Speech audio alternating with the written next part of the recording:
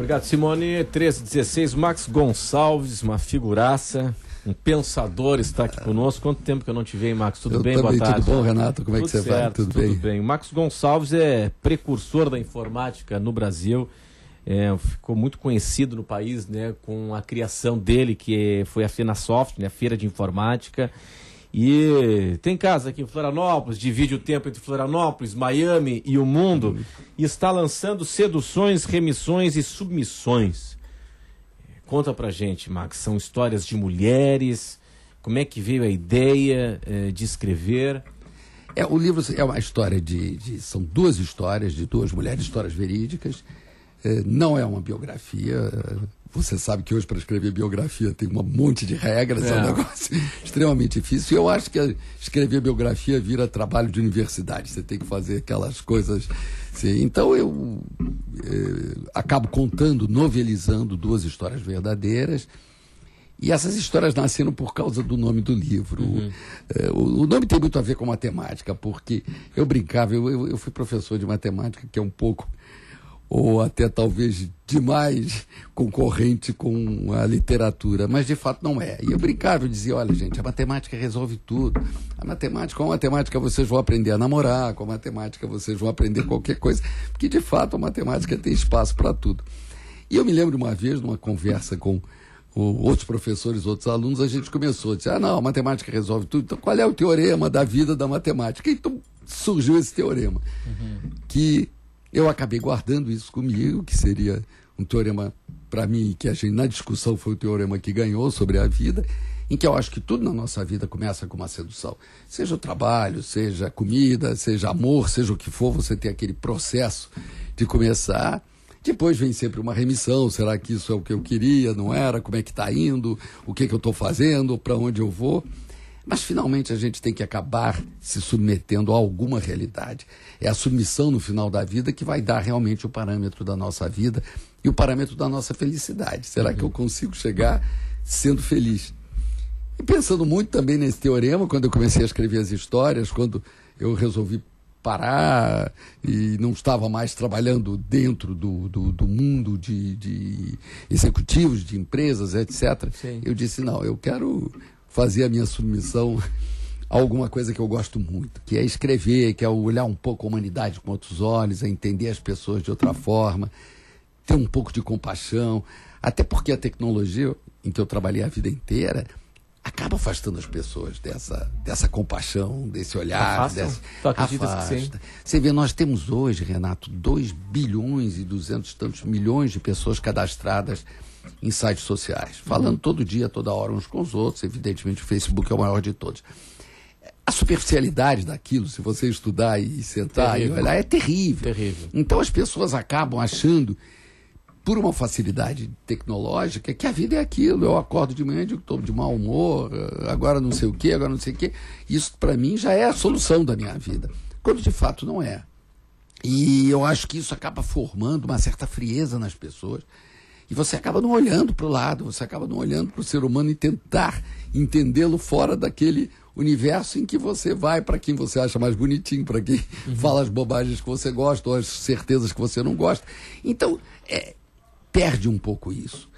E muito mais acentuado quando você vai para sociedades, como em alguns lugares a sociedade brasileira, como a África, etc., em que você vê que realmente as pessoas, em vez de compaixão uns pelos outros, as pessoas têm medo uns dos outros, entende? Isso me assusta muito. Eu, quando comecei, eu faço parte daquela ONG África, entende? Fui um dos criadores, um dos fundadores, e quando você anda pela África, como você anda em certos lugares do Rio, eu estou vindo do Rio de Janeiro, onde nós estamos fazendo até uma reportagem para o Vanity Fair, para o Squire, aquelas revistas americanas sobre a sociedade, onde a Copa do Mundo vai acontecer, e você vê casos em que, no morro, eu assisti, eles nos levaram lá, porque estava sendo feita a reportagem, em que as mães engravidam com 12, 14 anos e vendem as filhas para o traficante, que paga a assistência social e fica 5, 10 anos pagando. E esses meninos são entregues com 4, 5 anos, com 10 anos eles são assassinos. Então, isso eu acho que é um negócio terrível, entende? Então, acho que essa falta de compaixão, essa falta de olhar, está também que as pessoas pararam de falar das outras como seres humanos e começaram a falar dos outros como heróis. Agora, Max, até ontem eu estava acompanhando uma entrevista muito interessante que o William Vac fez com o Clinton, Bill Clinton, ex-presidente dos Estados Unidos, que está num evento patrocinado, né, bancado pela Fundação Clinton, no Rio de Janeiro. E aí o Clinton defendendo a tese do que vem por aí no mundo. Ele diz o seguinte, né, que as coisas precisam acontecer em rede. É nisso que ele está insistindo muito, que tem que acontecer em rede. E dizendo, por exemplo, né, e a gente está falando da tecnologia como, de certa forma, pode afastar as pessoas, empobrecer as pessoas, mas pode ajudar também. Claro. E ele dizendo o seguinte, no tsunami, se os americanos doaram voluntariamente pela internet R$1 bilhão para as vítimas do tsunami, R$1 bilhão para as vítimas do Haiti também. Como a tecnologia pode melhorar o mundo, pode ajudar a vida das pessoas? Renato, isso não tenha dúvida. Eu faço há anos, até foi uma criação nossa, um evento que se chama Internet and Society, que a gente faz cada 2 anos dentro da Universidade de Harvard, dentro do auditório mais antigo, que era uma igreja, em que vão só todos esses grandes nomes que estão hoje dentro da tecnologia, que já saíram. Bill Gates continua sendo um dos nossos curadores, está lá sempre, e Warren Buffett vai, em que se discute isso. Justamente a internet, que é, digamos, a matéria-prima de toda essa nova tecnologia que existe, seja onde você for, é a capacidade de você ligar todas as pessoas através de uma forma muito mais completa do que era o telefone, ou do que era até mesmo o computador. Você bota as pessoas ao vivo, conversando, você fala com estranhos. Quer dizer, como a gente vai direcionar isso para que não vire só uma atitude comercial ou uma atitude superficial? Entra aí muito esse esforço de você criar comunidades, entende, que possam influenciar as outras. E ONGs que estão fazendo trabalhos muito bons. A própria ONG África, se você lembra, ela começou com aqueles concertos do Bono, levantando milhões e milhões de dólares, que foram desperdiçados, porque você entregava aos governos e não acontecia nada. Se você olhar hoje, são pequenas comunidades que são criadas, em que você começa... Você não vai conseguir mudar o hábito de um africano, você não vai conseguir mudar os hábitos sexuais da África do dia para a noite, você não vai conseguir mudar isso dando dinheiro para o governo. Você não vai conseguir curar ou, pelo menos, minimizar os efeitos da AIDS de uma forma global. Então você tem que criar pequenas unidades, e essas pequenas unidades têm que se expandir. Inclusive a minha primeira história, que é com uma indiana, a história de uma indiana, que hoje trabalha na África e trabalha nesse desculpa. Não tem problema, é o mundo te procurando aí. Trabalha numa campanha nessas comunidades que hoje estão fazendo esse trabalho da AIDS. Isso é sensacional. Eu, pessoalmente, tive uma experiência alguns anos atrás da minha vida, que eu até usava nas entrevistas que eu dava. Eu tive um sobrinho que, infelizmente, teve um câncer, e num dado momento o negócio ficou tão complicado que eu parti para a internet abertamente, procurando amigos e procurando tudo. Chegou o momento que nós tínhamos 14 ou 15 grandes especialistas do mundo gratuitamente entrando, discutindo os exames, o caso, e se relacionando com os médicos dele no Brasil, relacionamento que continuou, e foi um negócio fantástico quando ele faleceu. A emoção dessa gente toda. 2 deles foram, inclusive, ao enterro dele no Brasil para conhecer os colegas brasileiros, porque foi um caso que se complicou e eles olharam aquilo de uma forma extremamente humana, quer dizer, não foi nem científico. Eu acho isso sensacional, acho que essa campanha do Clinton é muito certa. Mas o que eu vejo hoje aqui, infelizmente, a quantidade é muito maior que a qualidade sempre, entende? Quase tudo. Então o que a gente tem que ter olhar, eu acho que um pouco do que a gente está fazendo, entende? Um pouco de você pegar pessoas que podem ser um exemplo disso, podem criar. As minhas 2 heroínas, eu acho que elas são um exemplo para muita gente que vê isso e não sabe para onde eu vou. São 2 histórias estanques. São 2 histórias estanques. Uma é a história de uma indiana e a outra é a história de uma argentina. A indiana foi uma mulher que eu conheci através de um livro, eu li rapidamente um livrinho dela muito pequenininho que falava, traduzido era A Felicidade Inútil. Eu estava na África de um lado para o outro, comprei o livro no aeroporto e fiquei muito impressionado, porque eu conheço bem a Índia, por causa de tecnologia, eu fui muitas vezes à Índia. Chegamos a ter empresas lá por causa da parte de desenvolvimento de software.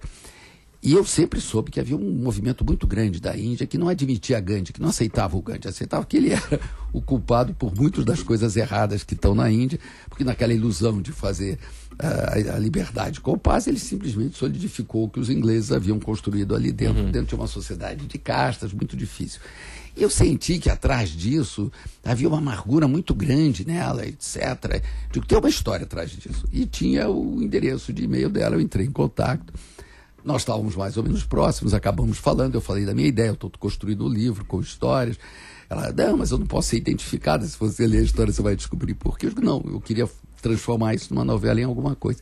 E aí o livro nasceu, nós, assim, contando a história dela e trocando informações. O livro é muito nessa primeira pessoa, segunda pessoa, quer dizer, há uma troca de informações novelizada, mas são todas verdadeiras.